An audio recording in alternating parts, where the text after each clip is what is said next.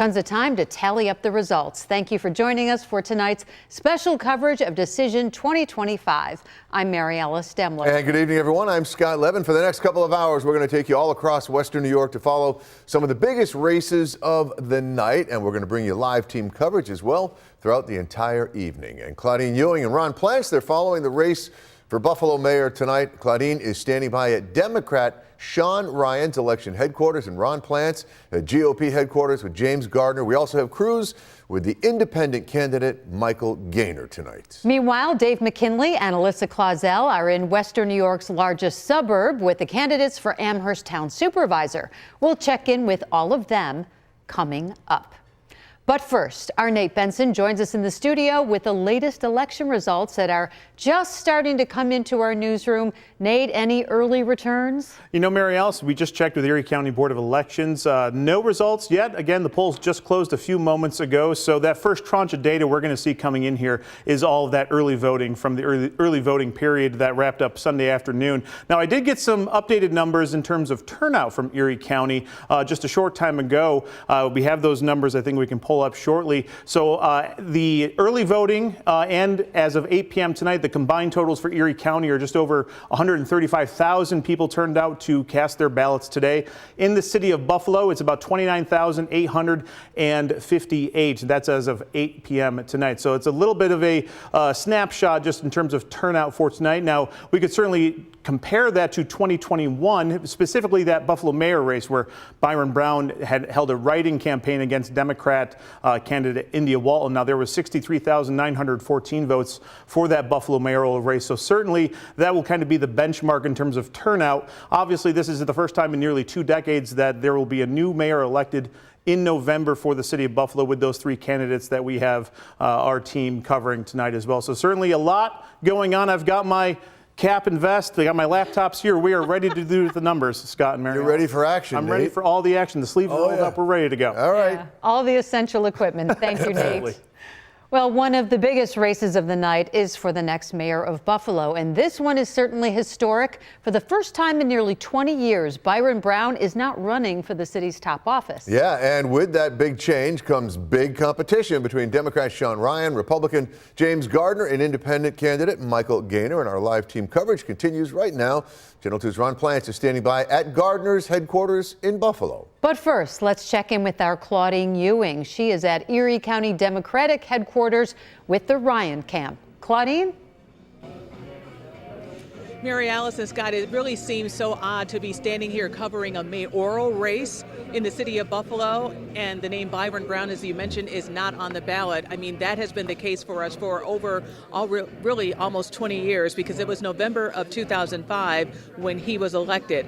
But the new name that the Democrats are hoping will be the next mayor of the city of Buffalo is Sean Ryan. Currently, Sean Ryan, as we know, is a member of the New York State Senate. Now, this is someone who campaigned hard, and there was an interim mayor placed in City Hall, and that was Christopher Scanlon.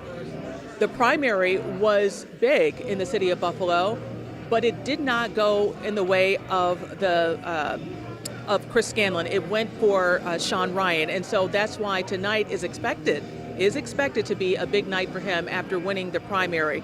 We all know the record of Sean Ryan. He served in the New York State Senate. That's where he currently serves. He has also served in the New York State Assembly. But this is somebody who has boasted being a friend to labor unions. In fact, when you look at his record, you can see that he has been very friendly to labor unions. He has been very friendly to a lot of the lobbyists. And so that is a concern for some people who are watching this race closely, because it's going to be a new day and a new look in City Hall come January 1st. Right now, the situation here, this is the official Democrat headquarters for the night for the Democrats in Erie County. We are at the town ballroom. Behind me is the stage. That is where we will hear victory speeches. We will maybe hear concession speeches as well. Not many of the candidates are in the room right now, but a lot of their supporters are in the room right now. We expect to hear some results. We're told possibly earlier than we anticipated. Of course, we will be here surveying the room, letting you know who is in the room and who is not in the room. For now, we're going to go to Ron Plants. He is following the Gardner camp. Ron? Yeah, hi, Claudine. I would have to say that here on the Republican side of the ballot, we're actually in a storefront right next to the Broadway Market here on Broadway. And I would have to say we have a pretty good turnout right now here. The candidate is in the house, so to speak, and we'll be speaking with him at some point here very soon. But I would have to say that he's projecting a lot of confidence still.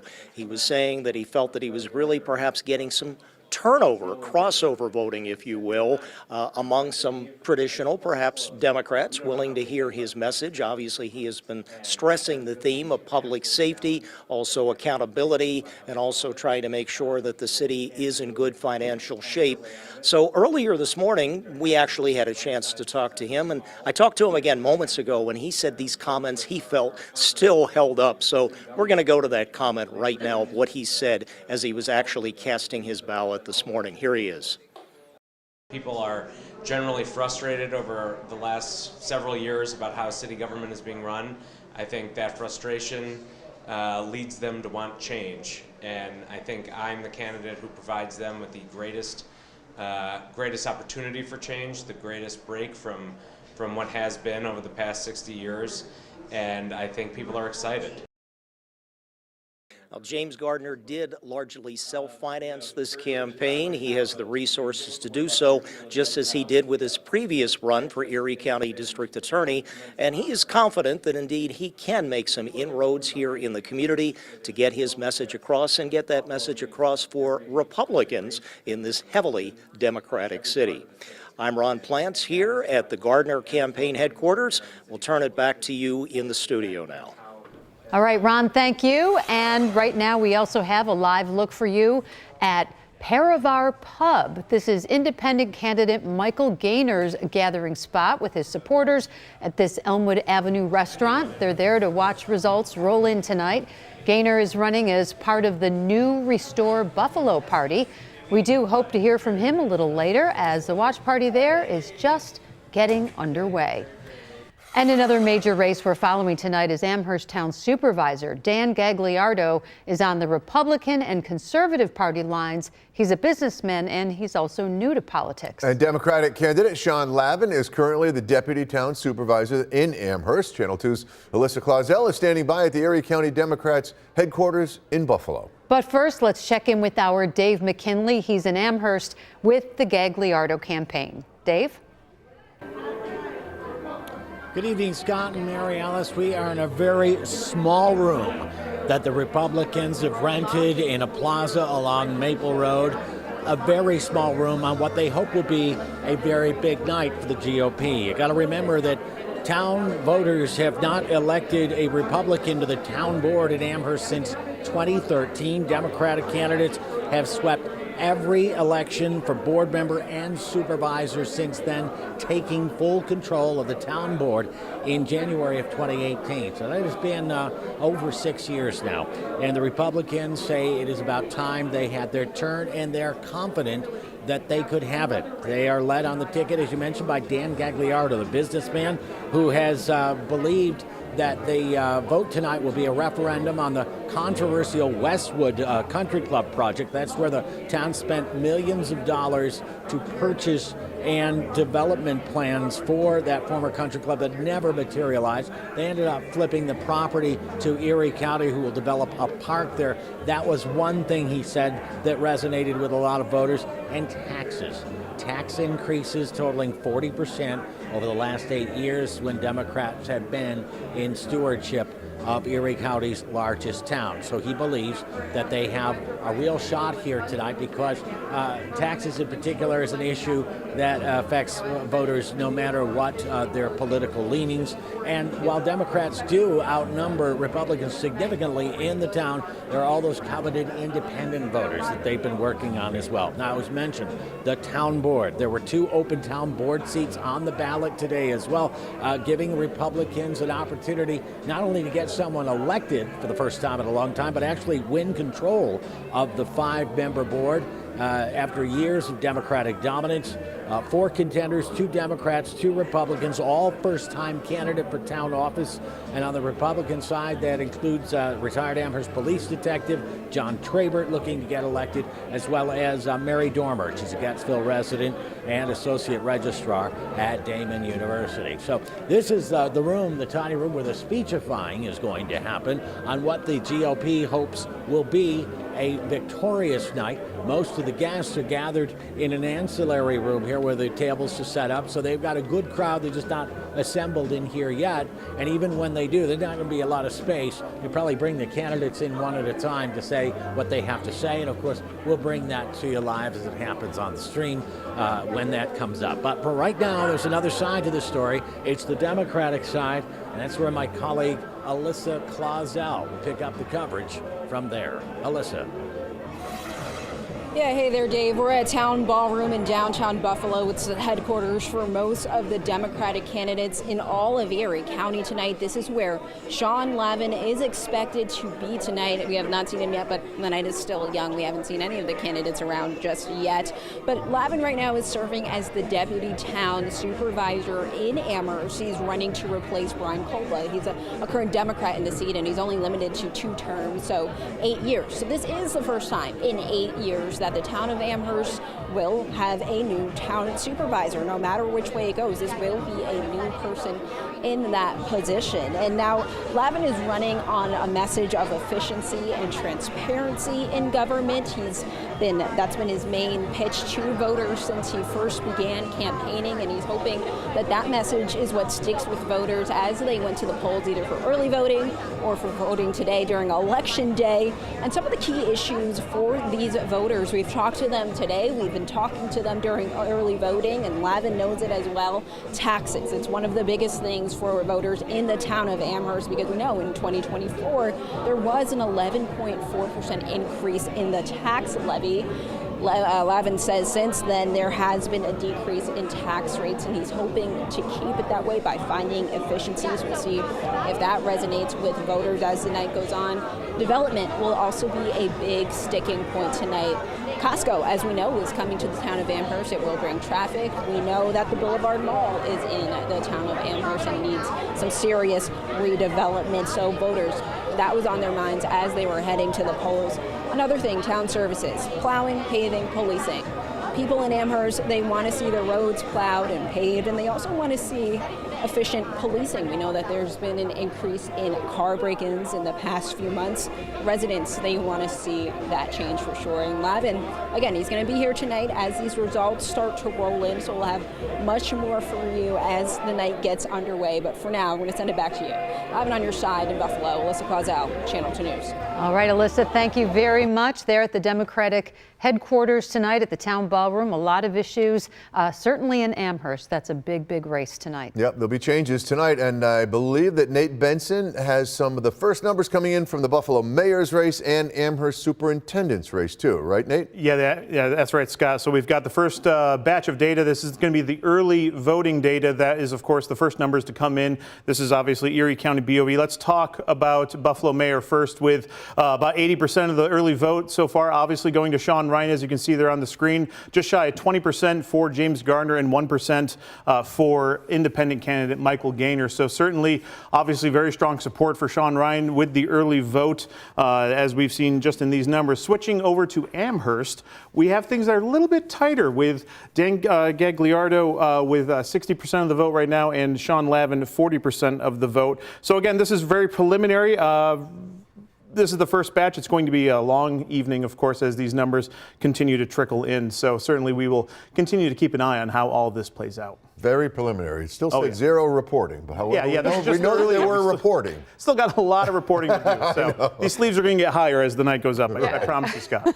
Can't wait. Thank you, Nate. All right, certainly an awful lot for us to all keep track of tonight, and our reporters, and we are, of course, on your side as the results continue to roll in tonight. We're going to head to a quick break, but when we come back, we are going to check in once again with our Nate Benson, see how high his sleeves are. Also, he's managing all our election results in the database. As we come back, we'll update you as they come rolling in. Stay with us.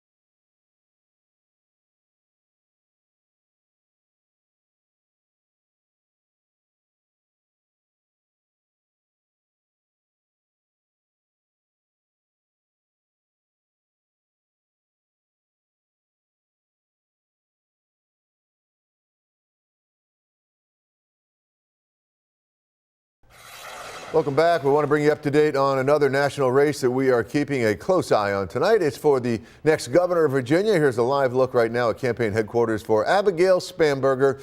The former Democratic Congresswoman is projected by NBC News to be the winner of this race. The 46-year-old beat Republican Lieutenant Governor Winsome Earl Sears to become that state's first female governor. Spanberger's campaign focused on affordability and addressing local concerns about the impact of federal job cuts and the government shutdown. Her victory will flip control from Republican Governor Glenn Youngkin, and it gives national Democrats a boost as they try to respond to the second Trump administration. Well, here locally, our own Nate Benson is keeping an eye on all of our returns as they come in tonight. And we've got big races not only for the mayor's office, but also town supervisor in Amherst. And Nate, what's the latest? Yeah, that's right, Mary Alice. So we just looked at the data regarding Amherst Town Supervisor race. We're going to pull it up on the full screen right now. So if you're with us before the break, I had this flip. So right now, the correct information, Sean Lavin is leading 4,500 votes to Dan Gagliardo's 3,000 votes, so 60-40 there. So I had accidentally just flipped that number, but I am back on track right now with the correct information. Shifting gears countywide with the Erie County Controller race, as we can see right there on your screen, Kevin Hardwick leading 65% to Christine Zarnick's 35%. So that's been a very contentious race. You've seen a lot of ads from both sides. Kevin Hardwick preaching about his successes as the controller and holding the administration accountable, holding departments accountable inside County Hall. And Christine Zarnick, as a true accountant, as she's called herself, wants to bring that type of change to the controller's office. So we're going to be keeping a close eye on that as well. And I'm just kind of shifting gears, looking, just seeing if there's an update to Buffalo Mayor. Nope, so we're just still seeing some of that early voting data right now. And you generally see that within the first 15 minutes or so once those polls close. We get that quick data of all the early votes that came in, because all of that data has been kind of sitting idly since Sunday when all of that came up. As you can see on the screen there, not much has changed with the Buffalo mayoral race with those three candidates. And certainly that's one of the bigger ones to watch. That Amherst, the controller's race, all very a lot of less skin in the game, so to speak, with those three races. A lot of money in all of those races, in fact, too, Scott and Mary Alice. So certainly, we'll keep an eye on all that coming up. Yeah, Nate, I suppose you might not have the numbers close, but do you have any idea how the early voting this year compares to years past? I know that there are a lot more votes to be had, or that were counted rather, when Byron Brown was running for re-election, but year to year, what's the comparison? Yeah. It's not easily to obtain that information on the fly. I wish I had a team of data scientists behind me. And I was looking at the 2021 election a short time ago because I wanted to make that comparison of just, what things were like in that election. Obviously, Byron Brown held a write-in campaign for that after losing the primary to India Walton being the Democratic candidate that year as well. The early voting data for that specifically, I don't have off my fingertips. I can find that, but there was that figure we saw, just over 69,000 votes cast in that election. So there was obviously a big push by Byron Brown as the Write Down Byron Brown campaign, and you saw a lot of support from developers, the development and business community for Byron Brown, obviously for that race, and it worked. He won 59% compared, to India Walton. So certainly that was a pretty big effort. Now, the difference between this race, obviously you have three candidates. This is the first time a Republican has really put up an effort in the city of Buffalo. Now, back in 2017, Mark Schroeder had run against Byron Brown.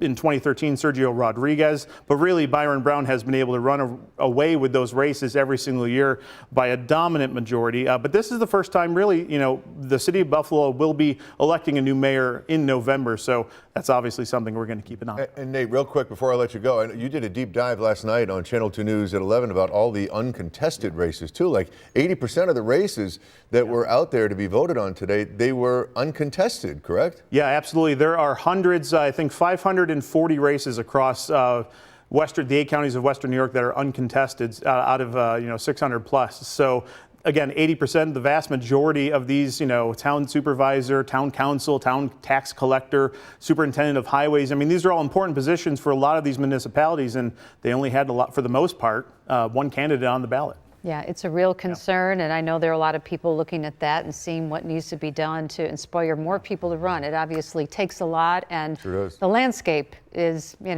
pretty frightful for a lot of people to put themselves out there and run for office Social in media this alone. Yeah, in this day and age, it's rough. All right, thank you very much, Nate. We'll check back in with you shortly. 2 on your sides, Claudine Ewing is live tonight. She's at the Erie County Democratic headquarters now with more on Buffalo mayoral candidate Sean Ryan. Yes, Claudine, who do you have there with you?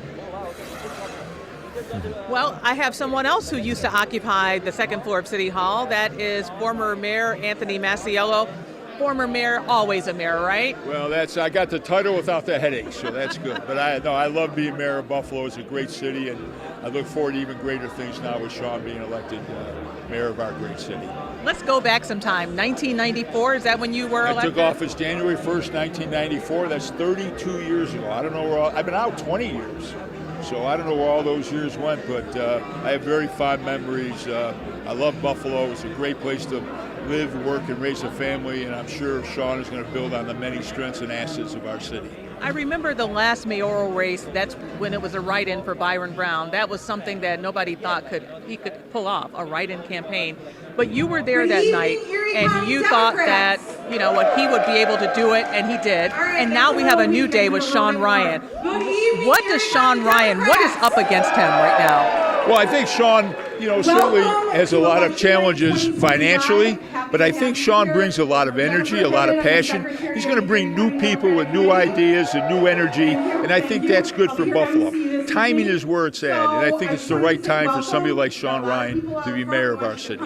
This city does not want politics as usual. Politics, is that what they're going to get, or are they going to get something new and fresh? No, I think it's an opportunity now for something new and fresh. And I think Sean has great experience in the legislative branch. If you look at his crowd tonight, they're very young, they're very eager, they're excited about the future, and you need a new infusion of energy and passion, and I think Sean will bring that. It's going to be interesting to see how this plays out tonight for sure. Well, I think Sean's going to win. I'm very confident he will be, and then I think he'll be prepared to govern. Yeah. You're going to bring new people to city government with new ideas and new passion, and the city needs that, and I'm happy for him, and I'm sure that he'll do well. What is City Hall going to look like now under a Sean Ryan administration? I think it'll be younger.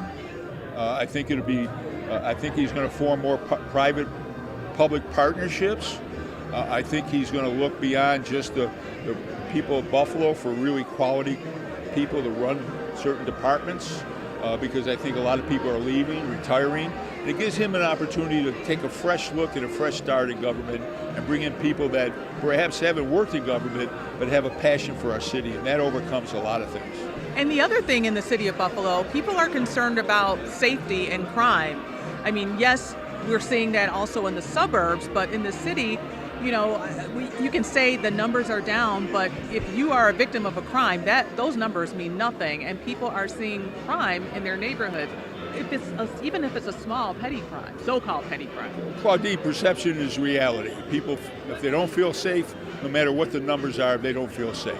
And what I think Sean has to do is creatively bring people into the police department that have new ideas on how to police, how to work with the community, how to get people to buy into not carrying guns and not dealing with violence, and how everybody can work together to prevent that kind of thing from happening with young people in our city. Okay.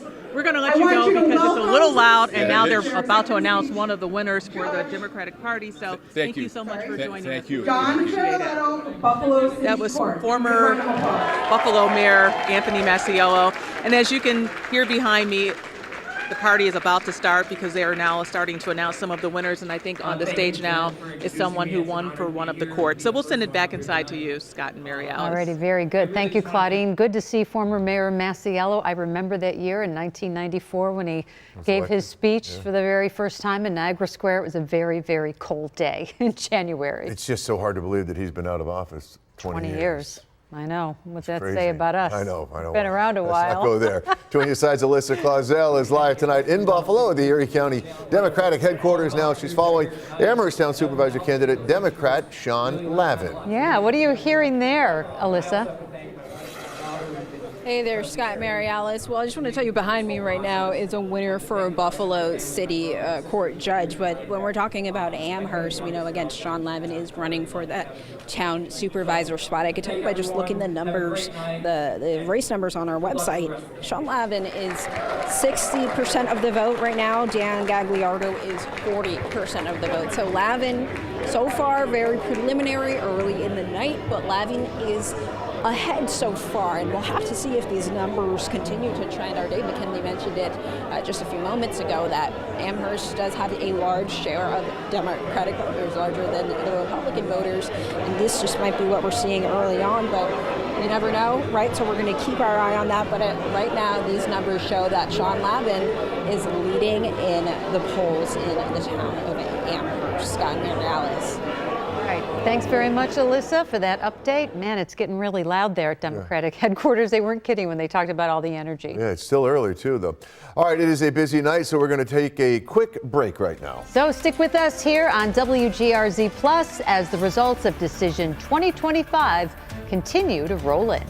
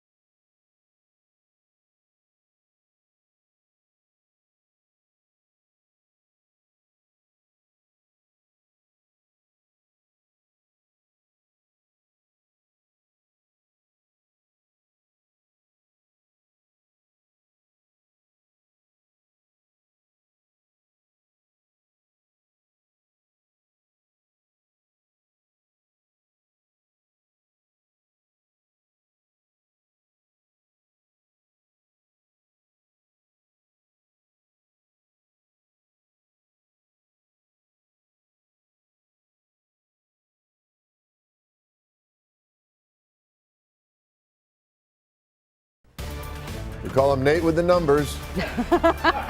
That's our guy. We've been focusing on the city and the more northern suburbs, but we need to know what's going on in the south towns. Nate Benson, what are you hearing? Well, I'm going south for the winter, Mary Alice. There you Oh, yeah. That's smart man. So we're going to check out Hamburg and Orchard Park. Let's first start in Hamburg. We got some results, early voting numbers just coming in for Hamburg town supervisor race as well. As you can see, Robert Reynolds Jr. leading 58% compared to Beth Lorenz 42%. Now, obviously, like many of these races, you know, we've seen in Amherst and in Buffalo, we're seeing now a Democrat lead in Hamburg as well. But again, I can't emphasize this enough. These are still very early numbers. It's just the early voting numbers coming in right now. So we still have not seen any day of voting numbers trickle into the Erie County website just yet. So let's continue our tour of the southern tier of Western New York and Erie County, and we'll check out Orchard Park now as well. But that town supervisor's race, that is certainly one of the ones we've been watching as well, with Joseph Liberti leading 55% to Marie Mann's 45%. Again, that's the first Republican we've seen lead tonight in a supervisor's race. So, you know, that seems to be, if you follow trends in Western New York politics, the southern edge of the urban centers tends to skew a little bit more Republican, and the urban centers tend to skew a little more Democrat. But like I've been saying, these are early numbers so far, so we still have a long night of numbers to check out. Now we're going to look at our first Erie County legislature race. In the legislative 2nd district, we have Taisha St. Jean Tard, the Democrat, on the ballot, leading 84% against former legislator Betty Jean Grant. She's running on that Buffalo Reform Party, just like Buffalo mayoral candidate Michael Gaynor. She's got 16% of the vote with just 82 votes there as well. So certainly we will continue to follow all of these numbers. Numbers with Nate, we should have branded that. I could have sponsored it. Mark Manders, our GM, would have loved that. We really could have had some fun with this and make a little extra money on election night, but maybe we'll do that for the next election. Just popped into my head. There you go. Maybe another time. Yep. All right, Nate, get back to those numbers. Yep. Thanks very much for that. And now it's time to check in again with two on your sides, Ron Plants. Yeah, he's with the mayoral candidate James Gardner tonight. And Ron, what are you hearing? Well, actually, we're here at the campaign headquarters for the Gardner campaign, actually here on Broadway, right next to the Broadway Market. And I actually have with me, and I'm going to speak to him in a moment, this is Chris Porter. Chris is actually the chairman of the Republican committee here in the city of Buffalo. We're going to talk to him in a moment, but first, we really wanted to get to an impromptu speech that candidate James Gardner gave just a little while ago with the crowd that was here in the campaign headquarters. Let's go to that right now. Okay, we're going to try to go to that. Tell you what, in the meantime, I will speak to Mr. Porter here. Again, I will just tell you that the candidate, James Gardner, was welcoming the crowd here and pointing out that they have a very diverse group that is in attendance here, really representing the city of Buffalo. So, okay, I guess we can go to that speech right now. Here it is. That's my gratitude to you for her coming down and walking on weekends to helping usher me through supermarkets throughout the city, to helping me interact with your friends and your neighbors. That's exactly what a campaign is supposed to be about. And if you look around this room, I challenge anyone to find a more diverse crowd in politics than the one we have here tonight. And that is what is something we're going to build on, regardless of what the outcome is tonight, which I feel very good about. But we are absolutely doing something here. We've changed politics in Buffalo, and there's no going back. There's no going back, and you all did it. You did it.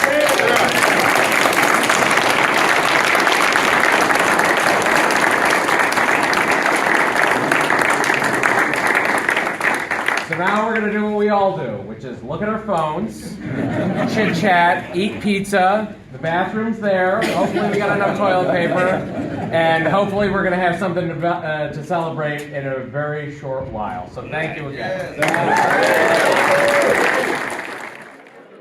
Yeah, you heard James Gardner there giving some of the logistical details here as well for anybody here at the campaign headquarters. But I wanted to turn to Mr. Porter now. Chris, again, he was talking about the diversity that he has here. That's correct. And how they can build upon that for the Republican Party in a very heavily Democratic city, let's face it. How do you see that playing out? Well, I think one of the most important things to do, and I think James has done this, is to focus on issues and not so much party affiliation. And I think that's good in many ways. One, you can actually try to solve problems that the city faces, and the city faces a ton of problems. Also, I think it cuts down on the divisiveness in this country. You're not name-calling people.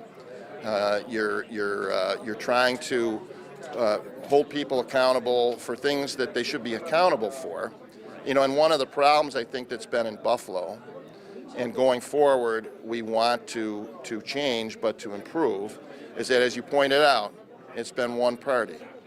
And when you have a monopoly, just like if it's a giant corporation, you tend to have problems. You know, lack of responsiveness, things are taken for granted, and it's not healthy even for that party. And I think we want to build on issues, and we want to work with people from all persuasions, all ethnicities, all religions, all diversities, and to try to build those types of of commonalities to improve the city of Buffalo. Right. And I think it will actually make the Democrats better too, if there's some challenge. The Big Ten approach, if you That's will, correct. in a way.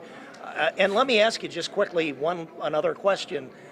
Do you think you can build on this? I mean, a lot of people have said, if we could have perhaps Republicans on city council. Yes. We did have Kevin Helfer Right. several years ago, who actually ran for mayor himself. Right. Would you expect to see perhaps some Republicans run for city council? Absolutely, because you can't just let it stop here.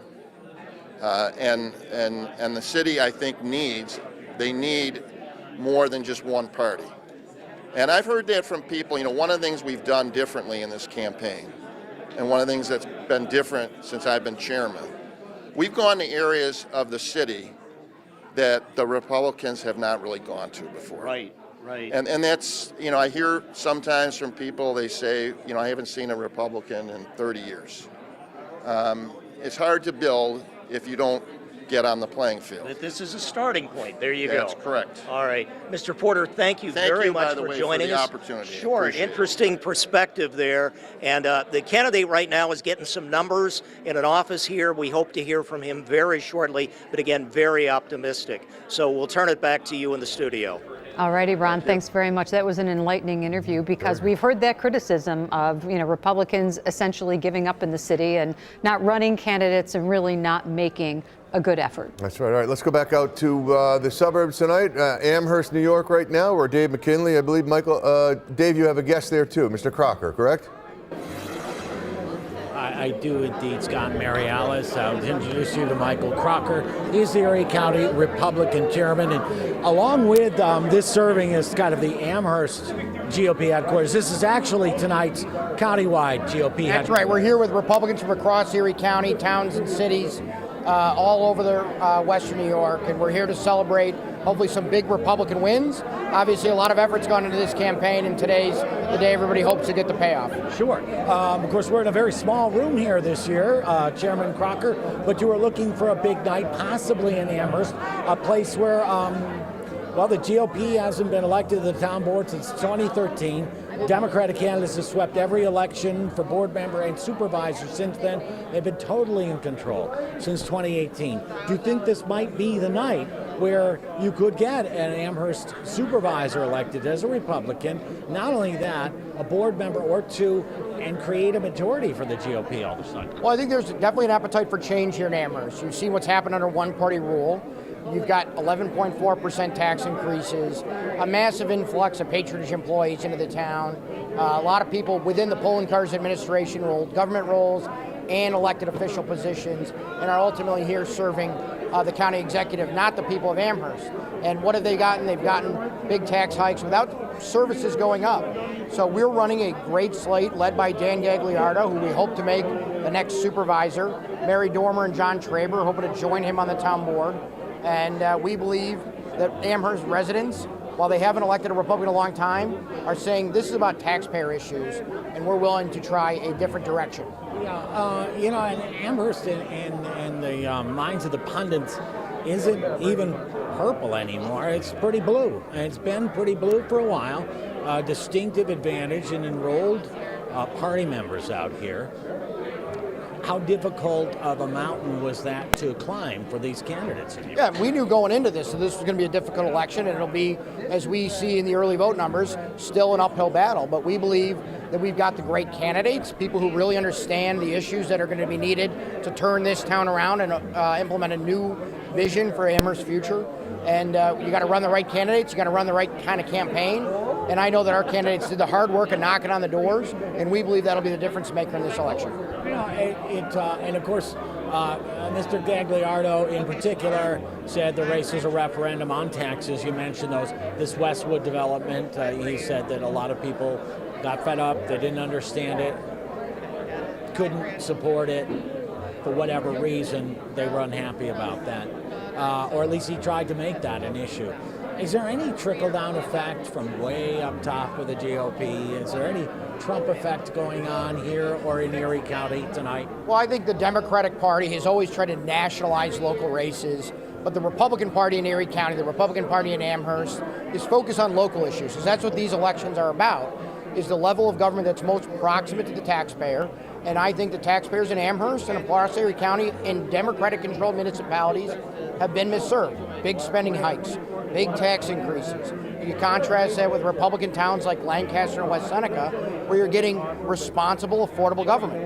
And that's what the people want. They want to have good services at a rate that they can afford, because people are getting squeezed all over and they can't afford to pay big double-digit tax hikes. All right, that is Erie County Republican Chairman Michael Crocker joining us live on the stream. Let's go back inside to you. All righty, thanks very much, Dave. We got a retrospective there on what's been going on in Amherst over the past decade or so. Some real changes, and maybe tonight there will be more change. That's right, and joining us, Alyssa Clausell is now live for us in Buffalo at the Erie County Democratic headquarters, following Amherst Town Supervisor candidate Democrat Sean Lavin. What are you hearing, Alyssa? Hey there, Mary Alice. Well, I'm here right now with current Amherst Town Supervisor Brian Culpa. Brian, thanks for joining us tonight. No problem. Happy to be here. So Brian is, of course, being termed out only 2 terms in the town of Amherst. Right. You work closely with Sean Lavin. He's your deputy town supervisor. Yeah, Sean's an excellent candidate. I mean, he's just a wonderful leader, a great person, a great father, a great member of our community. So, fingers crossed, everything continues to go well, as the early voting did. I think the Amherst would be in great hands with Sean. I've always respected him. He's just got a great sort of sense of purpose, sense of very centered, balanced individual. So, I'd be happy to see the baton passed on if we're so lucky. Yeah, the numbers right now that we're looking at, obviously very preliminary, right? They're early. It's early. But Sean is leading in the polls. What do you make of that? We put in a lot of work over the past 8 years. Sean's been right there alongside me doing it. So, hopefully those early numbers hold up and we're able to see Sean, across the finish line. Yeah, I mean, Sean, he's obviously your deputy town supervisor. Was this kind of a natural progression for your party to have Sean step up possibly next? Yeah, it means I can turn over my whiteboard as it is, right? We've got a couple fireworks to shoot off yet before my term's completely over, but we've got really good things that have been happening. Town's got a wonderful sort of sense of place right now in the world. We've got a lot of momentum, and I'm looking forward to that continuing. As the incumbent party of sorts, there's been some talking points from opponents, Republican opponents. So if we're talking taxes, that 11.4% levy increase that people saw in 2024, that's been a sticking point throughout the campaign. How does Sean navigate that? How is that even explained? I think the town's fiscal house is in really good shape. Yes, we did deal with that tax increase. And now you see a lot of other communities dealing with a similar scenario, right? You can't outrun inflation for forever as a community. So I think we're in really good financial shape and health, and that'll help the next supervisor with the next chapter. Yeah, Sean's kind of running on this, finding efficiencies in the tax money that the town does have now, and there are some decreased rates. Is that something that, if Democrats are in office again in Amherst, is that something that you guys are running at? We've had a lot of conversations about that. The town, as big as it is, and as big as town government is, it does run fairly lean. But we've been able to shift more. We're doing more in-house. For a long time, this town wasn't functioning, was sending everything out to contractors, and we've been able to move more of our resource in-house, so we're doing more of our own construction, we're doing more of our own facility maintenance, we're keeping things in-house, we're keeping things fluid, we're keeping things with as much efficiency as we can put in, and that's reflected in we have one of the lower tax rates in Erie County, right? People talk about the levy increase a couple of years ago, but if you look at our rate and you look at the rates of other communities, we're really low, and the reason for that is we've had tremendous growth. And over the past 8 years, that's something that I think has been a hallmark of my administration. But you have to have balanced growth. If you're going to increase town services, then you need that economic stimulation. And that only comes through hard work in the right direction. Part of that growth is Costco. Obviously, a lot of folks excited for that. Yeah, Costco is part of the story, but the real growth comes from all the mixed-use development, right? All the new housing units to come online, all the new businesses that are moving into significant areas, and Costco is an outcome, right? They want to be here because of that growth. Absolutely. Town Supervisor Brian Culpa with me. Thanks for joining us, Brian. We appreciate it. Much. Yes, we're going to send it back to you, Scott and Mary Alice. All righty, Alyssa, thanks very much. And we have some other big results to share with you. In New York City, both NBC and the Associated Press report Zohran Mamdani has been elected mayor, becoming the city's first Muslim leader. The 34-year-old Democratic socialist beat former Governor Andrew Cuomo and Republican Curtis Sliwa. Mamdani's win marks a historic shift in city politics and a major movement for progressives nationwide.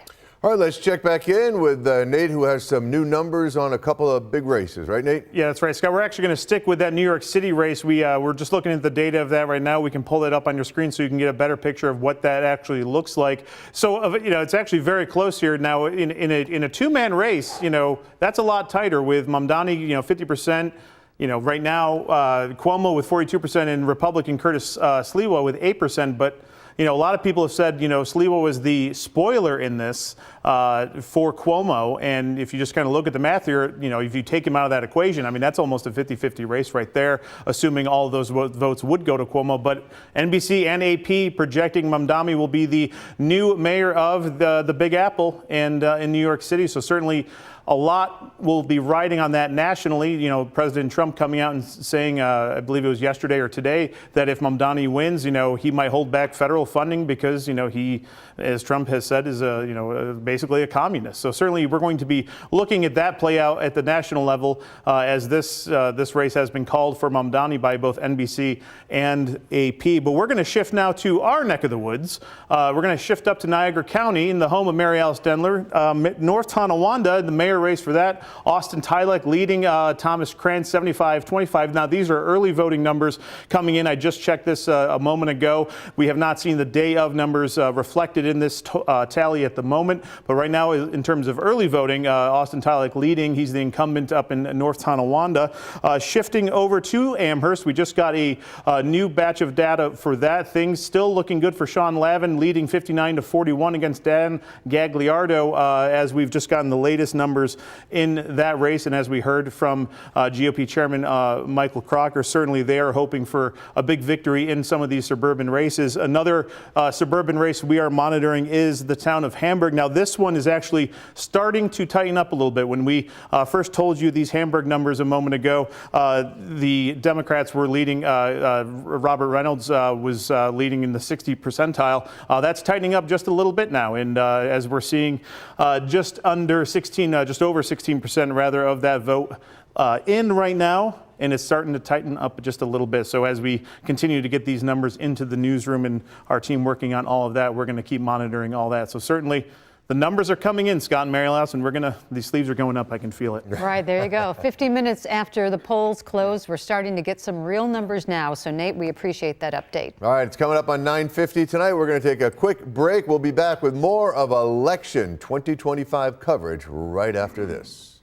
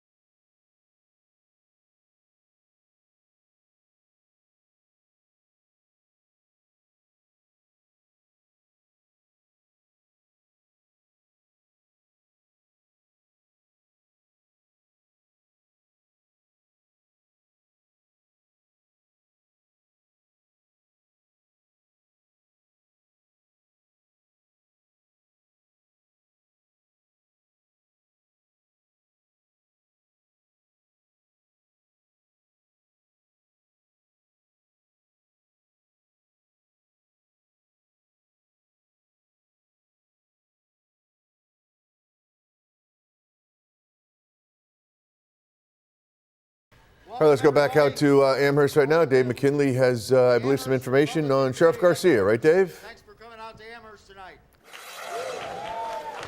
We got a long night ahead of us here. We started in Amherst about a year ago. It's Bob Davis, the former Erie County GOP chair, and now the Amherst Party Republican chair. Thank you for being here. As we've said, the Amherst Republican Revolution is alive and well, and the Republican Party in this town is back. But we got some news across this county. I want to introduce our county chairman, Michael Crocker. He's done a great job in this county as a county chairman, and I'll tell you, I know that's not an easy job.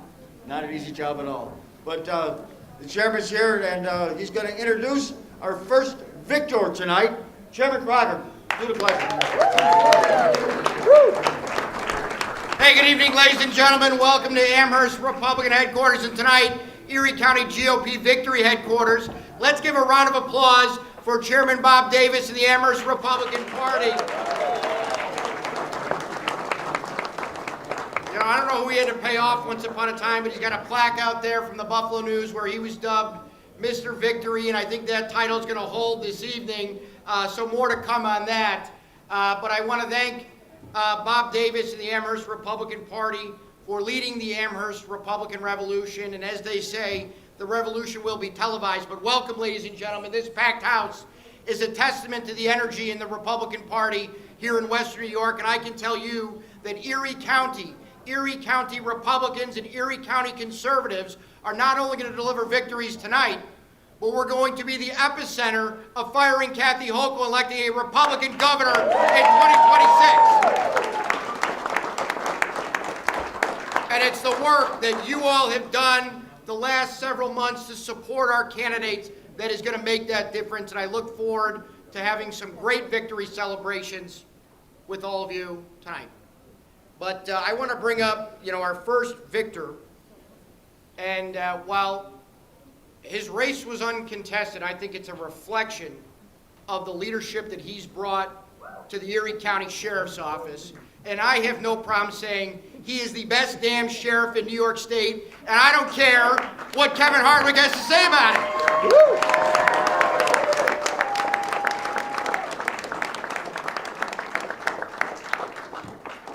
For 3 years as chairman, I've gotten to work hand in hand with our sheriff. I've got to watch him serve and protect the men and women of Erie County and lead a department with integrity, lead a department that supports law and order, stand up as a vocal proponent of common sense, conservative values that protect the men and women of this community, priority number one. He is a tremendous leader, an incredible human being, and somebody who makes the men and women of the Erie County Sheriff's Office proud to put on the uniform and go to work serving all of you. And he is a great friend to the Erie County Republican Party, the Erie County Conservative Party. I'm joined here by the impeccably dressed, as always, Chairman Ralph Larigo. And I thank Chairman Larigo for his partnership in races all over Western New York.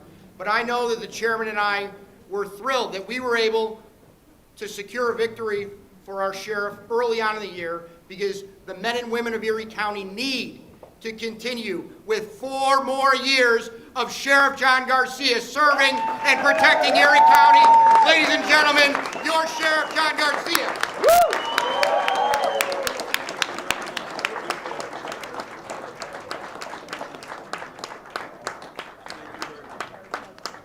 You are always impeccably dressed. Incredible. Who's ready for another 4 years of law and order? Yes, absolutely. As the 54th Sheriff of Erie County, I'm so honored and blessed to serve the people as the only elected law enforcement official anywhere in the country. The sheriffs are the people's law enforcement office. And I promise you this, you'll get a sheriff that supports the Constitution, the rule of law, that's gonna not give up when it comes to pro-criminal legislation out of Albany. We will continue to work for the people and make sure that if your car's stolen, car broken into. It seems like nobody cares anymore about stuff like that. We do. We'll make sure we're there to take care of business. We'll also ensure that those that do get arrested get the best treatment. Make sure that they get the best care. And make sure that we don't have them come back because we don't want repeat customers. And I got to tell you, I'm very fortunate to work with a great chairman of Erie County, Mike Crocker, a great chairman, Ralph Lorigo. Thank you, gentlemen, and Bob Davis, who ran this county Republican Party to victory, and I expect that to happen later on in Amherst. I'm always an optimist, but I have great feelings. The reason we don't have an opponent, I was told early on, Sheriff, great governance equals great politics. So we made sure that the people come first. It's a 24/7 office. At 5 o'clock, we don't turn the computer off and go home. We continue serving and protecting. And our greatest asset, the staff. And the staff that wear the uniform are the mothers and fathers of our community. They're the baseball coaches, they're the volunteers, they're the people that sometimes you don't know, those neighbors that shovel the sidewalk. They're terrific people. I am so blessed to work with amazing men and women in the Erie County Sheriff's Office. Sometimes they're mandated to work 16 hours a day in a profession where confrontation is the norm sometimes. Unfortunately, we've had some people that have had some issues with, the stresses of the job. But as sheriff, I'm going to make sure that not only the people of Erie County are taken care of, but our great staff is taken care of. So God bless everybody. I want to thank my beautiful wife. Alrighty, that's Erie County Sheriff John Garcia talking about the future of the Republican Party, and he was running unopposed, so he is a verified winner tonight and looking forward to another 4 years. All right, let's take a short break right now. It is a very busy night. We're going to head to a quick break. All right, stick with us here on WGRZ Plus as the results of Decision 2025 continue to roll in.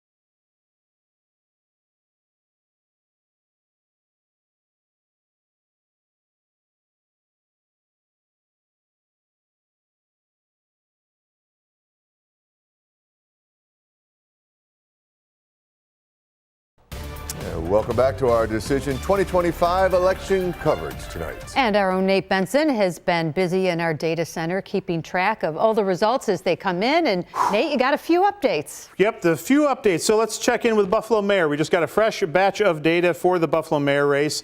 With 48% of the vote in, Sean Ryan still a commanding lead compared to James Gardner with 23% and Michael Gaynor with 5%. So certainly that trend, like we saw in the early voting with Ryan having nearly 80%, he still has that commanding lead with just under half the vote in from today's election in right now. Shifting gears to Amherst, I just got a fresh batch of data for that within the last minute or so.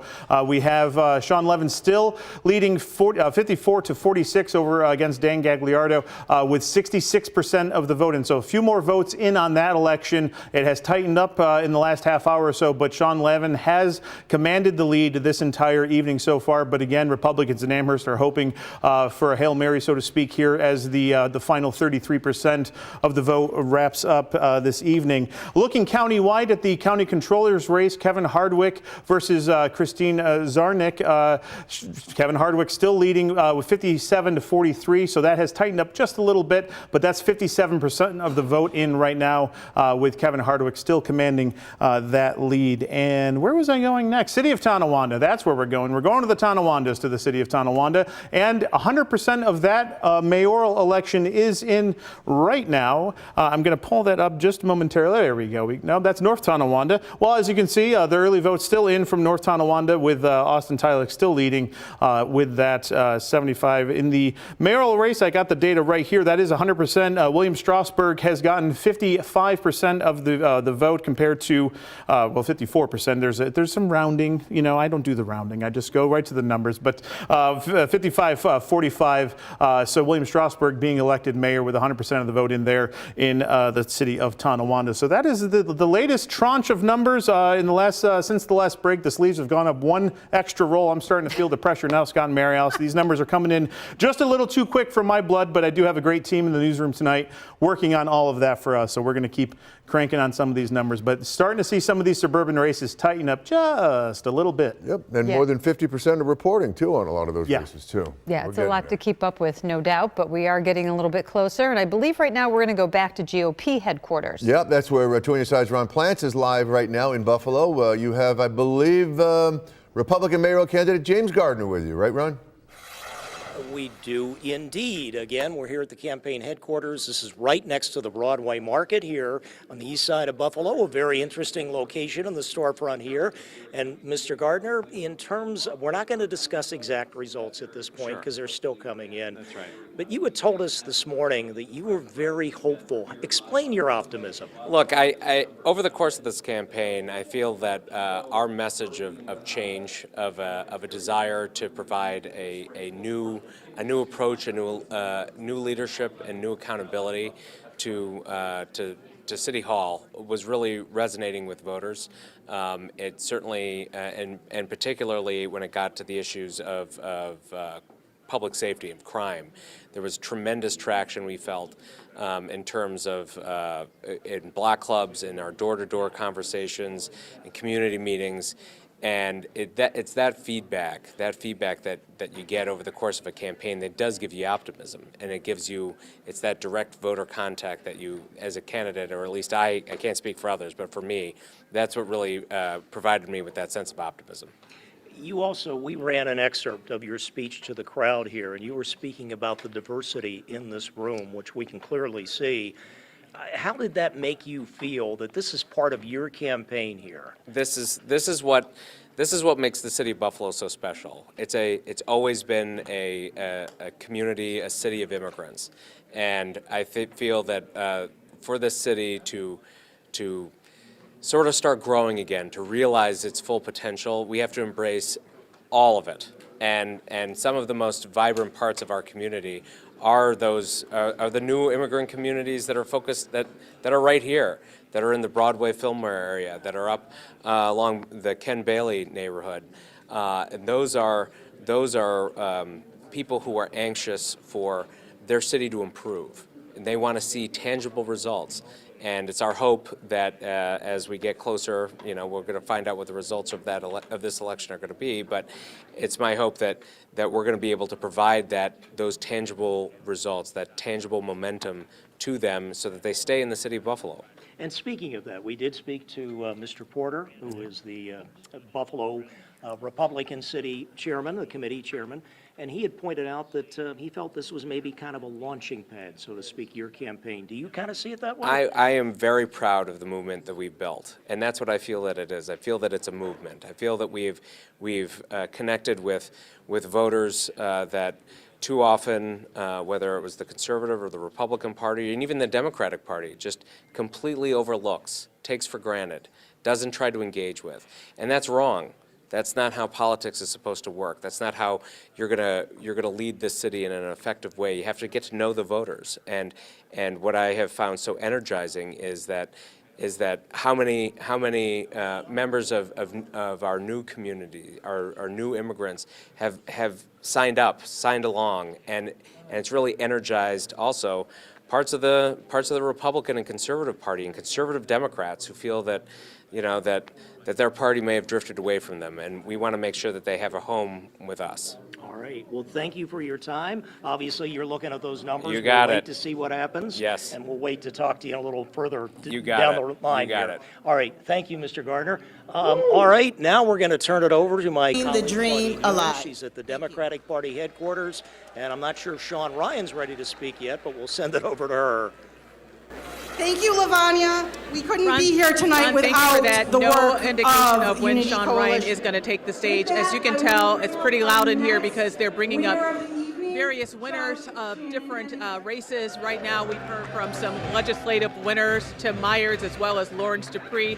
The room, as you can imagine, is definitely filling up. The person taking the stage now is another winner for some of the judges' races we've been hearing people from. But what I want to bring to people's attention is something that we heard earlier from former Mayor Masiello when I interviewed him. Obviously, he is a big supporter of Sean Ryan. But I asked him, what would a Ryan administration look like in the city of Buffalo? Keep in mind, it's been Byron Brown for almost 20 years. Then we had Chris Scanlon in City Hall for about a year. And now we're going to have a new administration. So what is that going to look like? And according to former Mayor Masiello, he says it's going to be younger. I spoke with some other people in the crowd here today who are tapped into City Hall, tapped into city government and local politics, and they said it's time to see younger, fresher faces. But in the words of one person, we also need to see the OGs there. What that means is you have to have a mixture, the older generation as well as the younger generation, in order for this city to progress and move forward. So that's the situation here, really just trying to test the crowd, hear from the crowd, hear what they have to say about what they're looking forward to in City Hall and the city of Buffalo. Mary Alice and Scott, we're going to send it back to you because I know you probably can barely hear me and I can barely hear myself. No, my dear, we hear you loud and clear with great information as usual. Claudine Ewing at Democratic headquarters downtown at the Town Ballroom. Thank you, Claudine. All right, let's check back over with Nate. He's got some more numbers. I believe you're looking at Hamburg, some new numbers, right, Nate? Yeah, things have really tightened up in Hamburg in that town supervisor race. When we first spoke to you, we were looking at some of that early voting data, but as you can see, I've had to update the graphic. There's been a big jump in write-in ballots cast in this election. So Robert Reynolds has a slight lead with just 43% of the vote compared to Beth Lorenz with 42. And then a write-in candidate, could be one, could be a dozen, has a 15% representation of the vote there in the Hamburg town race. So that certainly will play into how the final results of this race play out. Just 43% of that vote in right now. I was just checking the Erie County BOE website to see if there had been some updated fresh numbers for that, but I'm not seeing that. Still holding steady, actually, and I'm going to have to update this graphic here almost in real time. We'll pull that down. We'll obviously come back to that momentarily, but it actually somehow has gotten tighter in the last 5 minutes since I last updated the numbers. So again, the numbers are coming in quick, and some of these supervisor races are just very close. You know, the Republican, the GOP, Erie County GOP Chairman Michael Crocker, really expecting to win big in some of these supervisor races. I was just looking at Amherst too. I'm going to update that graphic. I haven't done it yet, so don't pull it up, but I can verbally tell you 95% of that vote is in. Sean Lavin still leads with 52% of the vote compared to 47%. So again, that's tightening just a little bit more as well. He was leading 55-45 when we last spoke to you. So about 95% of that vote in as well. So the supervisor races are very competitive, and that was, of course, a big, not concern, but a big strategy for both the Democrats and the Republicans in this election, just, winning in the suburbs. And obviously, as we're seeing, very tight races across the north towns and south towns. Nate, and the Republicans obviously looking for a big win tonight. The sheriff obviously declared a winner, but he was uncontested. But so far, Democratic candidates are doing very well. Interesting, in Hamburg, 15%. That number stuck out as a write-in candidate. That's a big number. Yeah, there were 3 people in that race. Really? So we shouldn't be too surprised. That 15% is high. That sure is. All right, it is a very busy night, so we are going to head to a quick break right now. Stick with us here on WGRZ Plus as the results of Decision 2025 continue to roll in.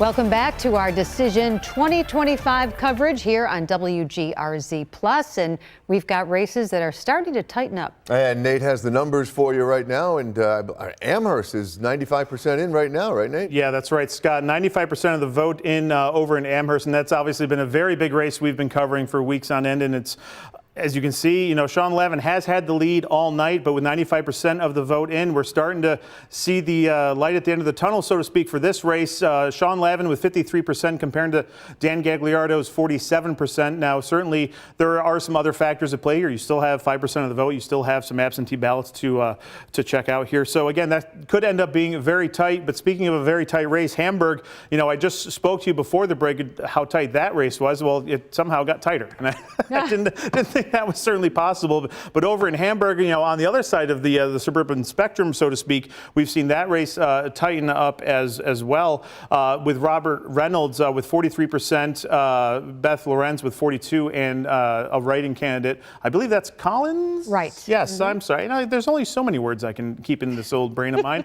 But Collins with the write-in candidate. We can assume Collins has represented most of that write-in vote. He was mounting a write-in campaign, but he was not officially on the ballot as a like independent or other candidate.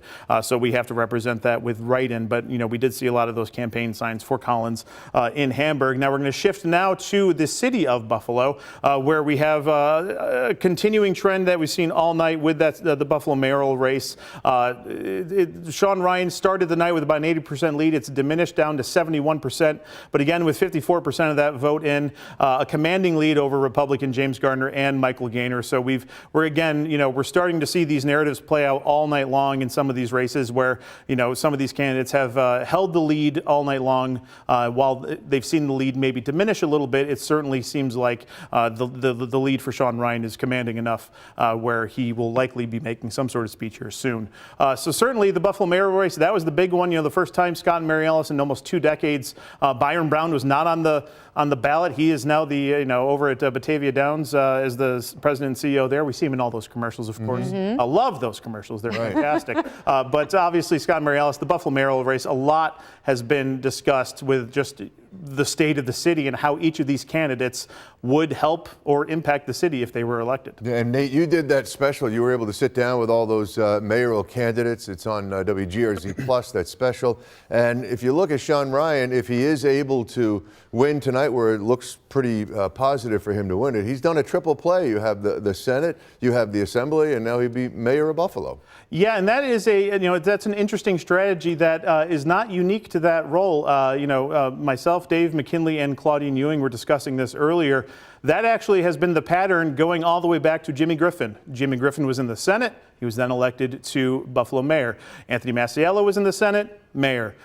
Byron Brown, Senate, mayor. Sean Ryan, while the official results are not completely in yet, again, we're starting to see that narrative play out. He would then, of course, continue that trend of going from a state Senate seat representing the city of Buffalo to Buffalo mayor. And, he has obviously a lot of plans for the city if he does end up winning this election. Well, Nate, I'm sure you found it interesting, too, when we were listening to the GOP leadership talk about Republicans really coming out and making more of an effort going forward in the city and countywide. They also alluded to the governor's race that'll be coming up. What do you think their strategy is here? I mean, with Gardner, even though, 25% right now, I think is what we're looking at. Yep. How do you think they're going to view that? I mean, is that good for them in this era? I mean, considering Sean Ryan came in with so much momentum, as you mentioned, being a state senator and the obvious advantage of Democratic enrollment in the city. I think the message here is the Republican Party has not abandoned the city of Buffalo, like has been said for many years now. Now, certainly Byron Brown did face challengers. He faced Sergio Rodriguez in 2013. How serious of a threat that candidacy was, it was a blowout, for Byron Brown. He dominated that race.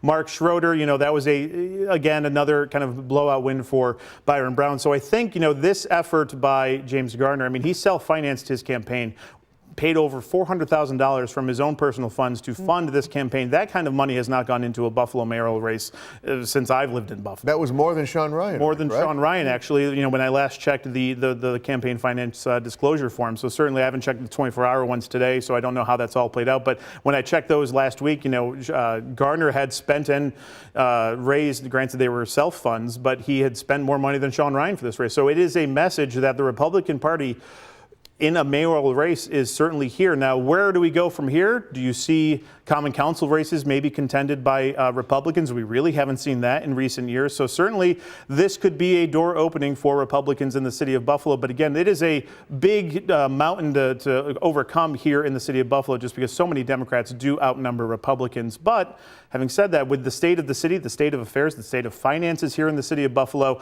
people might be looking for change. All righty. Thanks very much, Nate. Appreciate that analysis. All right, let's go to Erie County Democratic headquarters tonight. I believe we have someone on the podium, and that is the deputy Amherst supervisor. That is Mr. Lavin. Let's listen to him. My 2 kids, Bennett and Everly, who hold me down, also keep me humble. I'm here because of them. I'm here because of her, and I'm grateful for all of it. Thank you so much. To the team I ran with, John Davis, Jack Kavanaugh, Jeff Marion. Nobody wanted it more than them, and they showed everybody why Amherst is going to remain blue for the foreseeable future.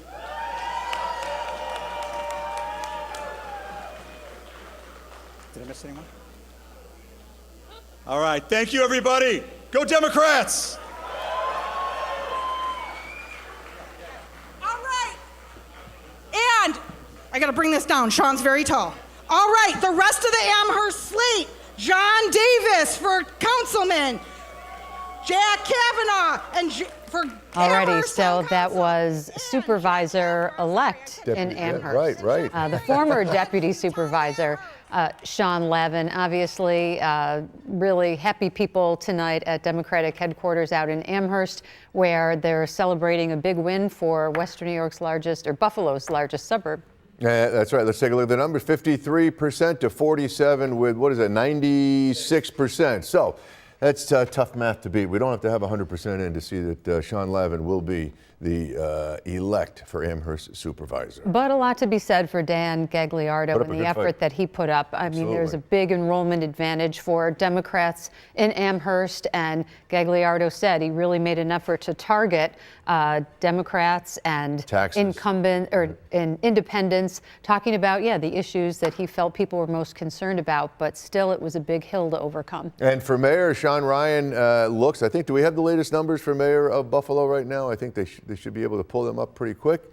I believe it was 75-25 last time we looked. We don't have it right now. We're going to go to Dave McKinley. He's live right now. He is in Amherst right now. Dave at the Republican headquarters there.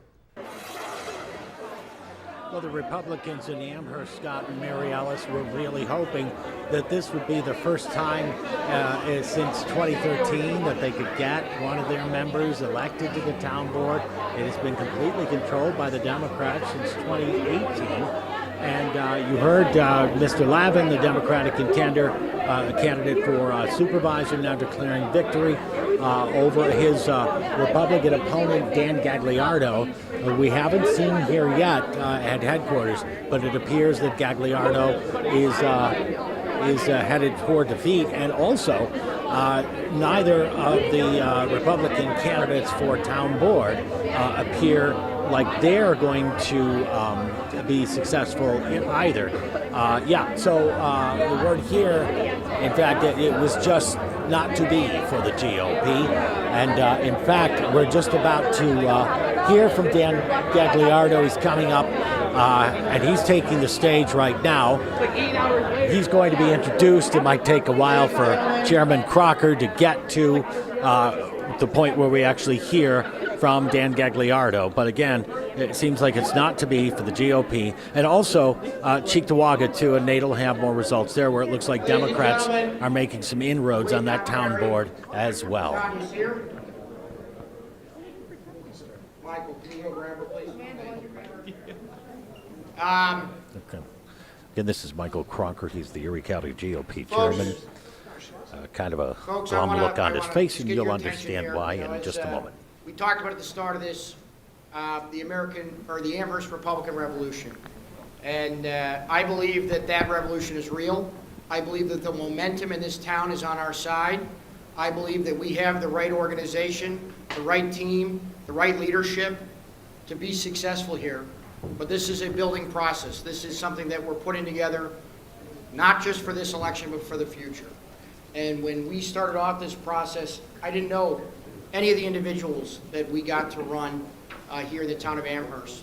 And over the last year, I've gotten to know them all very well. And I've gotten to know them all as incredible individuals of character, great leaders, people who care deeply about their community, and people who I'm very proud to call friends. And I know that our Conservative Party Chairman Ralph Larigo, Rita Francis, and our Chairman Bob Davis feel the same way. Unbelievable people who wanted to do the right thing for the people of Amherst.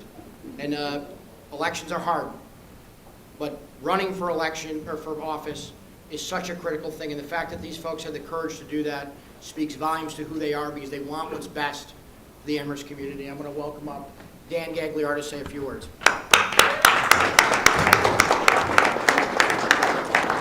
I just try to call Sean to congratulate him. And I want to tell you about these two that are behind me and how wonderful they are and how great it's been. We did a great thing here. We came back, we did a great thing. You can't take what we've done and take it apart now. We got to build on it, and we got to get better. It's funny because I want to tell you what I've learned during this campaign. I actually got better. I listened more. I had more empathy towards the residents out there, and we can only hope that they're going to do the exact same thing when they're in office. I tell you now, we have to keep up the questions. We have to make sure that we're looking at what they're doing. We cannot let this take us down. We just have to build up and do better for it.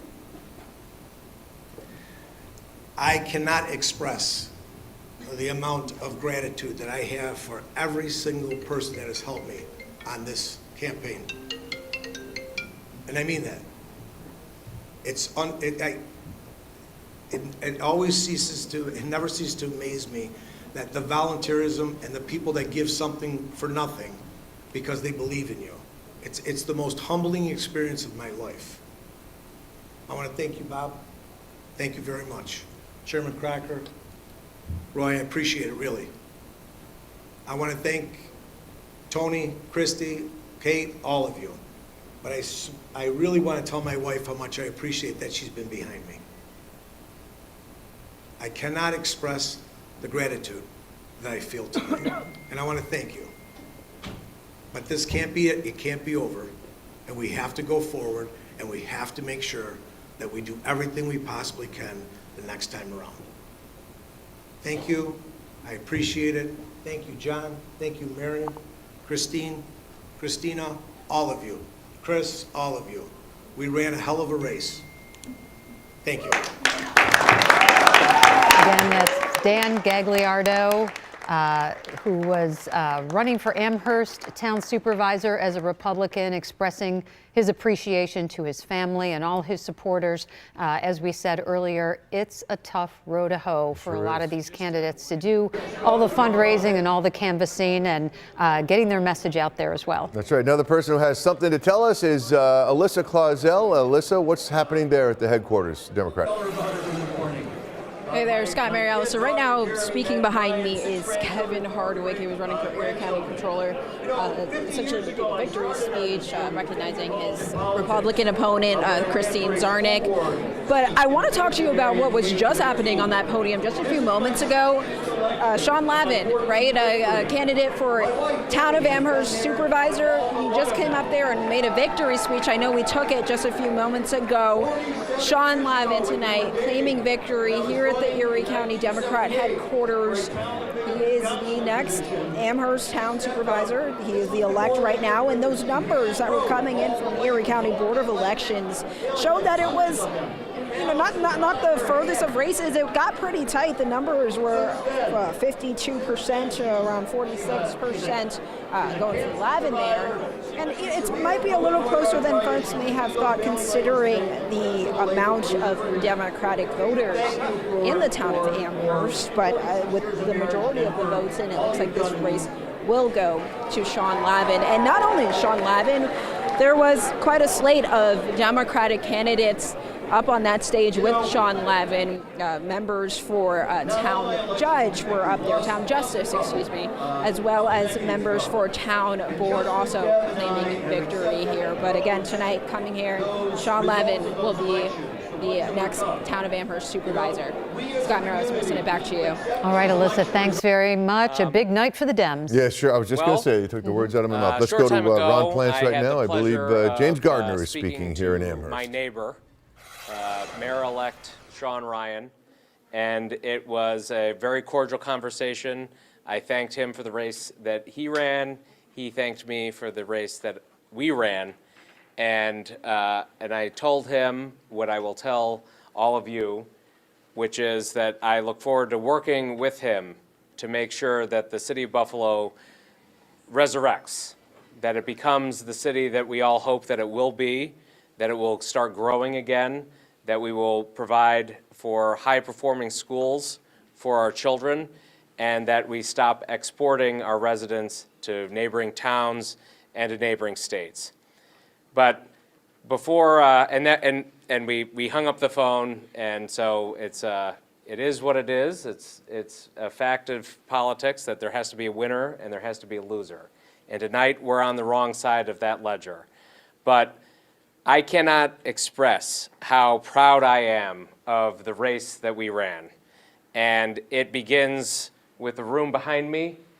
The people that I have met over the course of this race have filled my heart with optimism, not only in this race, but also for the future of our city.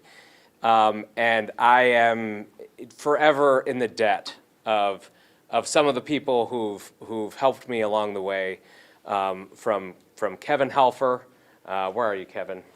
All right, yeah, there it is, back there. To Hashem Bai, Mr. Hashem, who is a legend in the Bangladeshi community. Where's Kobir Bai? Where? Come on, Moshe Bai, get up here. Bakrul.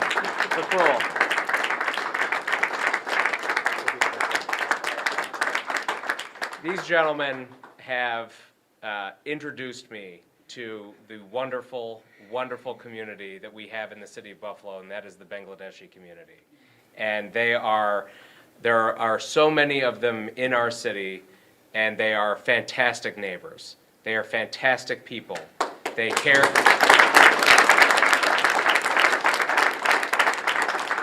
It has truly been one of the honors of my life to get to know them, to get to know their families, to get to know their neighbors, because it's their community, among others, that are in the city of Buffalo, that are going to really help us change this city and really develop it into a place that we're all going to be proud to call home.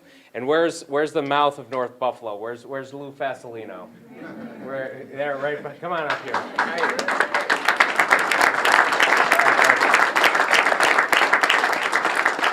It has been a terrific ride. And you know, when we started this process back in whatever it was, January, you know, with endorsements, and I went to the Republican chairman and the conservative chairman and asked them for the opportunity to represent their parties in this election. I did it because I love this city. I love it. I care about it. I grew up here. I continue to live here. I'm raising my children here. And I was hopeful, but more importantly, I was driven to participate in the conversation that we need to have as a city about the direction that we're going in. And obviously, I don't want to overlook Chris Porter, the chairman of the city Republican Party, who was so key in making sure that I had the support I needed to wage this race. And all of that remains true. And I wouldn't be, obviously, anywhere without my beautiful wife, Abby.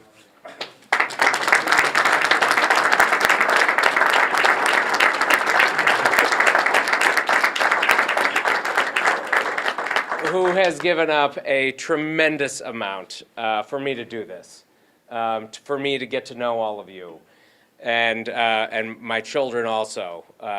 You know, my three children at home, and that's what, you know. This is a tough business, politics. It's tough to stand in the arena. It's tough to get up every morning when really all you want to do is lay in bed and dream about the Bills game, But what makes it doable, what makes it palatable, is when you have the support network that I have and the support network that we have built. And I could not be any prouder of the race we ran. I cannot be any prouder of the message that we carried. And I know that brighter days are ahead for the city of Buffalo because of what we built, because of what you built. And it is truly an honor to stand next to you as we move forward into this next chapter as a city. So our campaign ends here, but I hope that the movement that we have started to create will continue, and I look forward to being a part of that. And you know, let's all eat the rest of the pizza we have here, crack a few beers, and get this thing wrapped, all right? So thank you very much. That was James Gardner, who was the Republican candidate for mayor, conceding to Sean Ryan. He said that he spoke with Ryan on the phone. They had a conversation and said that he was looking forward to working with Ryan going forward for a better city, but also taking this opportunity to introduce what he seemed to be referring to as a new coalition that he's building. His campaign headquarters there were on a stone's throw from the Broadway Market on Buffalo's east side. So as very close with the Bangladeshi population there too. That's right. Yeah. So apparently for him, it's an ending, but somewhat of a beginning too. Well, there were three people in there. We had an independent candidate also, Michael Gaynor, and I believe we're going to hear a little bit from Michael Gaynor now also. So let's head back out to headquarters there.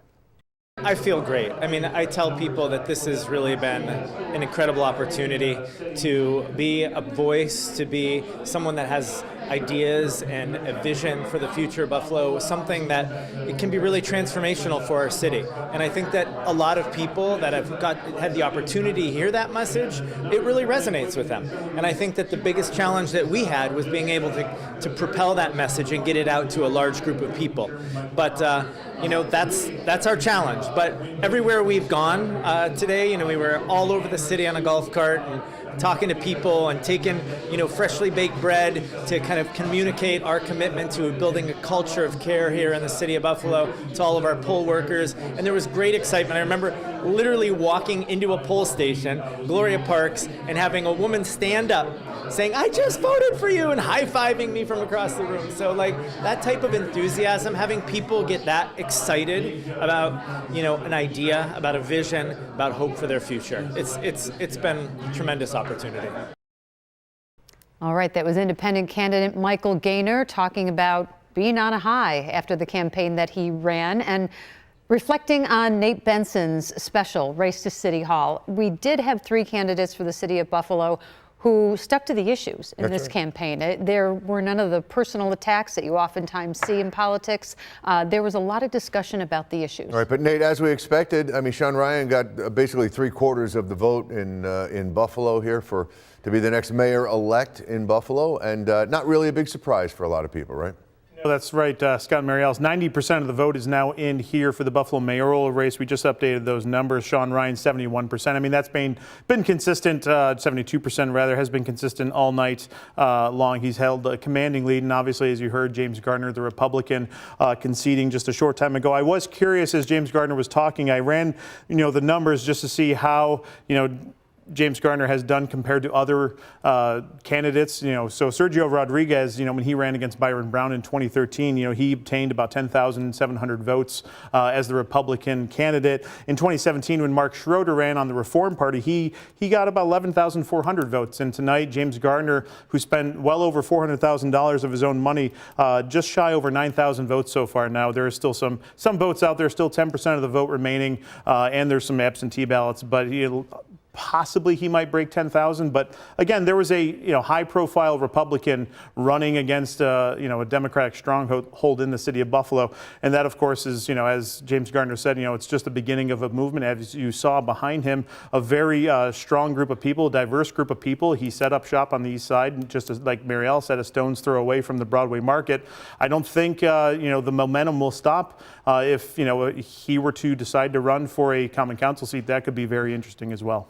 Yeah, there's no shortage of talent in the city, that's for sure, and really saw that in your special, Nate. Thank you. And to your side's Alyssa Clausell. She is live once again in Buffalo at the Erie County Democratic headquarters, now following Amherst Town Supervisor candidate and elect Democrat Sean Lavin. Alyssa, take it away. Hey, there's Scott, Mary Alice. That's right, I do have Sean Lavin with me right now. Sean, you were just on stage giving your victory speech. What does this win mean? It's exciting. The residents of Amherst has bestowed a pretty big responsibility, and I'm going to do everything I can to live up to it. Yeah, you ran on efficiency and transparency in government. What's that going to look like once you step into Amherst Town Supervisor? Efficiency is number one. We're going to have to merge a lot of our services we do with the technology that's available. We need to show residents what their tax dollars are being used for, and I think that's going to resonate. And it wasn't just your win tonight, it was multiple Democrats winning who will step into Amherst Town Hall. What does that say about the voter base in Amherst? Well, I think the voters were responsive to our message. We're about preserving green space. We're about providing great services to our town. And I think the residents were listening, and I think they made their choice clear. Yeah, talking about preserving green space, the country club right over in Westwood. That's obviously been a topic of conversation throughout the campaign.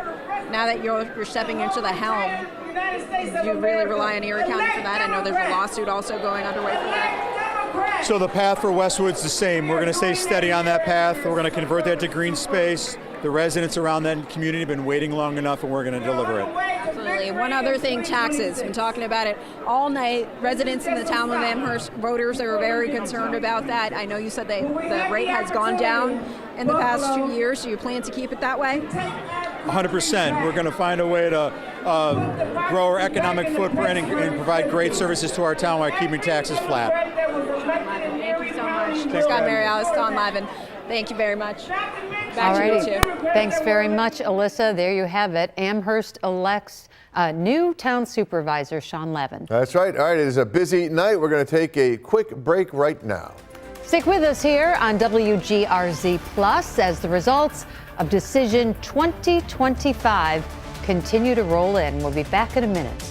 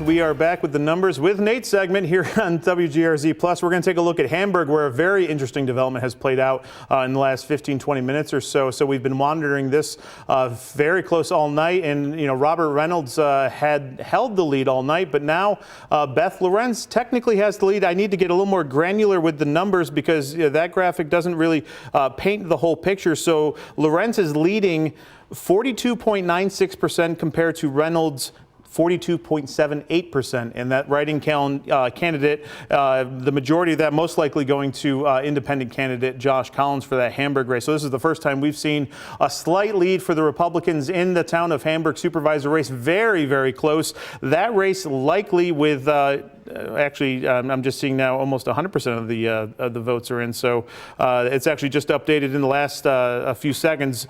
So we're going to take a closer look at these numbers. Right now, we're going to skip on down to New York City, the Big Apple, where former Governor Andrew Cuomo is speaking right now in New York City. We're going to take a listen to that right now. We cherish our diversity, and we have no tolerance for discrimination of any kind by race, religion, sexual orientation, or creed. And we will not tolerate any behavior that fans the flames of anti-Semitism or diverse attacks.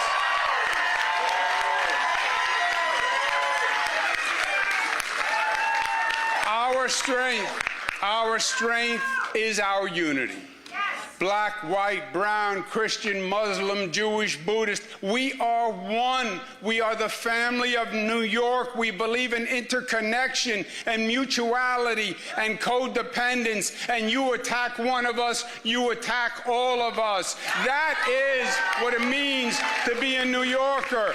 No one and nothing will ever divide us.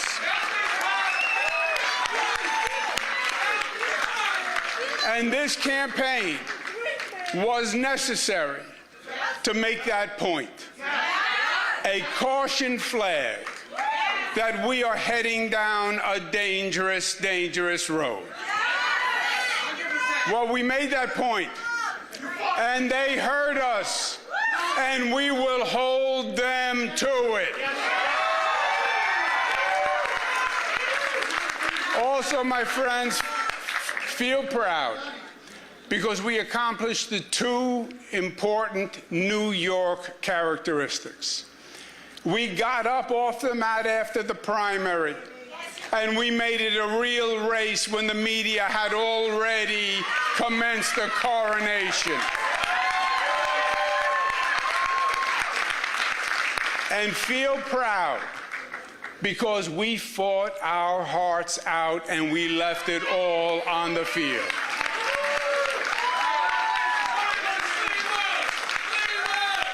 Congratulations to Zoran Mandani.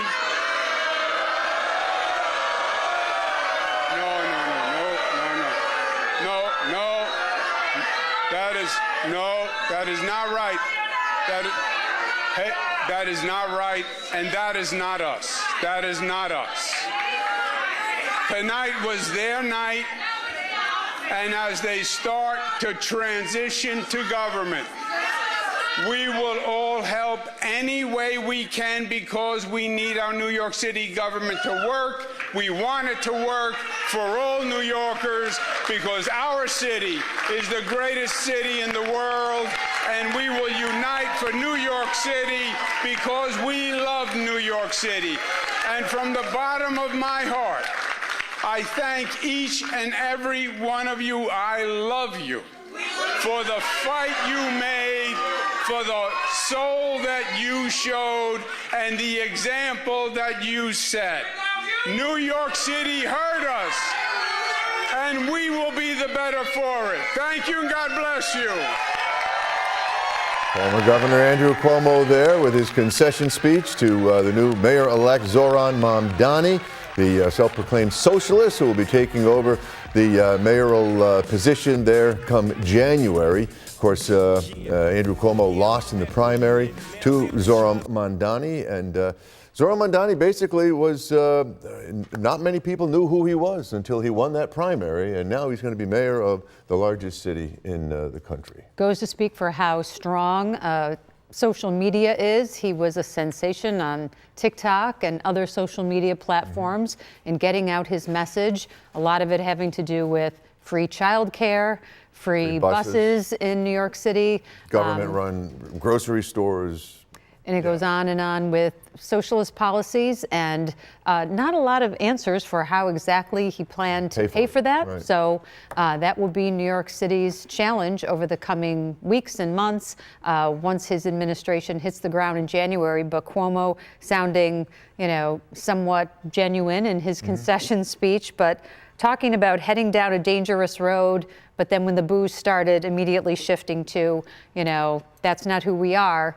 Seemed a little bit of a contradiction there, but we did jump in a little bit late. So perhaps it'll come out in the wash, Nate. Until then, we have a lot of races here in Western New York to go through, and we've got a couple close fights still going on. Yeah, that's right, Marielle. So when I was speaking just a few moments ago before we jumped over to former Governor Cuomo, we were looking at Hamburg, and in the middle of my going on about those numbers, the numbers updated to 100% of the race being, the results rather, the votes being in for Hamburg. So let's pull those up right now. So the Republican Beth Lorenz, with 100% of the vote in, is leading 43.3% compared to Robert Reynolds, 42.69%. Now, Lorenz has 6,965 votes. Reynolds has 6,854, so just over 100 vote difference there in Hamburg.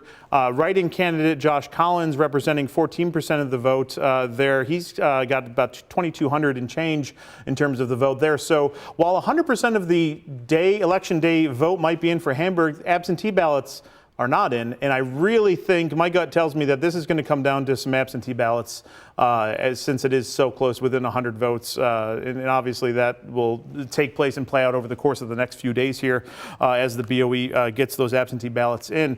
We want to shift now to a race we have not talked about it all night tonight, Cheektowaga Council race. Now, there's obviously been a lot of chatter in Cheektowaga regarding the budget, and you see a lot of names there, and let me break it all down for you. So there are 3 seats available for the Cheektowaga Council. We've got Republicans running on cross-platform. We've got Democrats running on cross-platform, which is why you see all of that in the gray right there. But it looks as if Brian Pilarski, Monica Elderkin, and Tiffany Lewis are going to lead the Cheektowaga Council there in Cheektowaga, rather, 18% of the vote across the board there. And certainly that's going to be an interesting dynamic, because there's a second Cheektowaga council member race featuring former supervisor Diane Benchkowski. She was running for a vacant seat against one of the candidates too there. I think that's ID number 52 there. I think we have the updated information for that second council race. I'm also pulling it up on the BOE website so I can pull those days. Yeah, Diane Benchkowski, former supervisor, has kind of been a certainly combative with current Cheektowaga supervisor, but it's looking as if right now, with 96% of the vote in, she will not take that vacant seat in the Cheektowaga Council. Stephen Nowicki, a commanding lead with 58% there, certainly as well. So I do want to shift now to Orchard Park. We haven't checked in with Orchard Park in quite some time. That's obviously another supervisor's race that Republicans are hoping to maintain as well there in the town of Orchard Park, or rather village of Orchard Park. So certainly in Orchard Park, I'm just pulling those numbers up now on my computer here. We're also going to pull them up on screen momentarily. I think that's race ID 100. This is live TV, Nate. There you go. Okay, Marie Mann with 40%, Jason Liberty with 94% of the vote in right now, 60-40. So that certainly looks like that will be a victory for the Republicans in Orchard Park too. So certainly did not win that Amherst race, but Orchard Park in Hamburg, 2 out of the 3, so to speak, of those big suburban races that Republicans were hoping to take. It's looking like at least one of them, Orchard Park. Obviously, the writing is still on the wall for Hamburg. We don't know, even though 100% of the vote is in there. Certainly, absentee ballots might play a factor in that as well. So certainly, Scott and Mary Alice, a lot of close, tight races, and also some races that we saw that we kind of knew going into how they might play out. No major surprises, though, Nate, for the bigger, more marquee races tonight, right? Certainly not, and that really does go down to the sheer numbers, right? I mean, the number of Democrats in Erie County versus Republicans, and certainly Erie County has been a Democratic stronghold for many, many years. Jeremy Zellner, the Erie County Democratic Party chairman, has certainly organized quite well in some of these bigger markets. But there's a very interesting thing that'll happen now with Sean Ryan projected to win the Buffalo mayor race. He will now be leaving the state Senate. Right. So what happens then? John Rivera, he's in the Assembly right now. He's already said he's running for that seat. And the worst kept rumor in Buffalo politics has been that might be a seat that Jeremy Zellner wants. Now, he has said he's focused on winning in November for Sean Ryan. He's been saying that ever since January. Well, it now looks like Sean Ryan will win in November. So the first question to Jeremy Zellner should be, are you running for Sean Ryan's seat? Could be a race there, Could be a race there. So certainly John Rivera ruffled a lot of feathers within the party by announcing just a few weeks prior to this election, Jeremy Zellner with a very strong response to that. He certainly was not happy about that. So certainly we will be watching that closely. Yeah, I'm sure that Claudine Ewing was scanning the crowd looking for Jeremy Zellner, and I believe she nabbed him, and he's at Democratic Party HQ right now, Claudine. So what did he have to say? Denise Abbott, a new day for Buffalo, a new day for labor. 1199 funded a quarter of our Get Out the Vote strategy. We simply cannot do anything without them. I want to thank our staff at Democratic headquarters, led by Tori Washington, who was literally thrown into the fire. We have a great team there. We have the best Board of Elections team in the state of New York. You know, earlier in the day, I was talking to our friend, the Grim Reaper, Ben Swanekamp, who always has, he's always really worried about our results, so we were all nervous all day. We can't do anything without Ben Swanekamp. Let's hear it for him also. How about that team in Amherst? How about that team in Cheektowaga, in the town of Aurora? And those Hamburg Democrats? And how about Sean Ryan and Kevin Hardwick? Let's bring it home. We're setting the table for 2026. Let's go.